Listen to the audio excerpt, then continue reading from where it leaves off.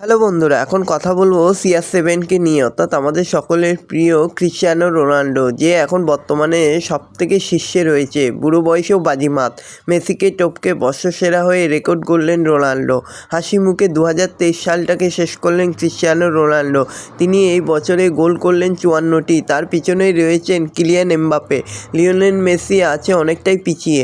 Ronaldo জানিয়েছেন তিনি 2024 সালটাকে আরও চ্যালেঞ্জিং করতে চান এবং গোলও করতে চান। রোনাল্ডোর ক্লাব বদল করলেও তার ঝাঁজ এখনও কমেনি, সেটাই তার প্রমাণ।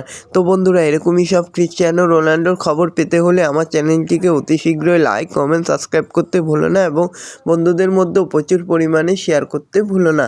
তো বন্ধুরা, 38 বছর বয়সেও তার থামার কোনো নিশ্চয়তা দেখছি না। তিনি এখনও খেলেই যাচ্ছেন।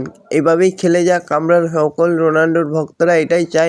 রোনাল্ডো আরও ভালো খেলুক, আরও গোল করুক, এটাই চাই। আরও নতুন করে রেকর্ড গড়ুক, এটাই চাই। আর রোনাল্ডোও চায় 2024 সালে আরও নতুন রেকর্ড গড়তে চান।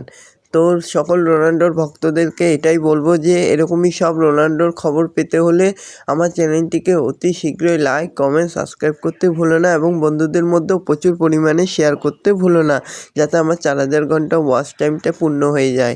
ধন্যবাদ সবাইকে। জয় CR7।